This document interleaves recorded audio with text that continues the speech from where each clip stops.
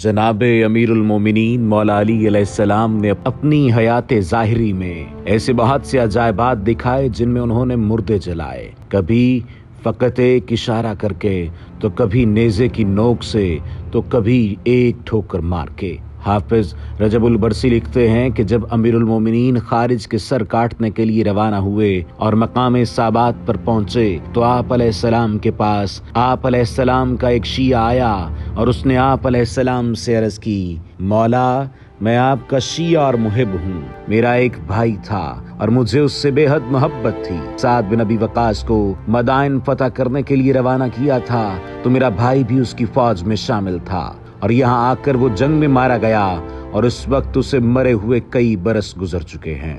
अमीरुल मोमिनीन ने फरमाया, आखिर तू क्या चाहता है? उसने कहा, मैं चाहता हूँ कि आप उसे जिंदा कर दें। हजरत ने फरमाया, उसके जिंदा होने में भी तुझे कोई फायदा नहीं है। उसने कहा, मौला इसके अलावा मेरी और कोई ख्वाहिश नहीं है। हजरत ने फरमाया, अगर तू अपनी ख्वाहिश से बाज नहीं आता तो मुझे उसकी कब्र दिखा। वो शख्स हजरत को उसकी कब्र पर ले आया और आपके हाथ में नेज़ा था।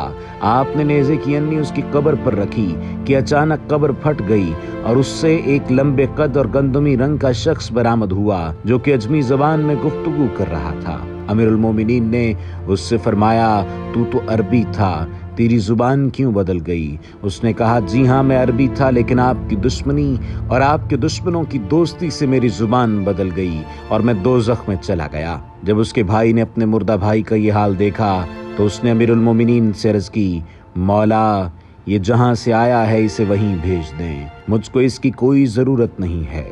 अमीरुल मोमिनीन ने फरमाया, तू जहाँ से आया है वहाँ वापस चला जा। वो कब्र में चला गया और कब्र बंद हो गई।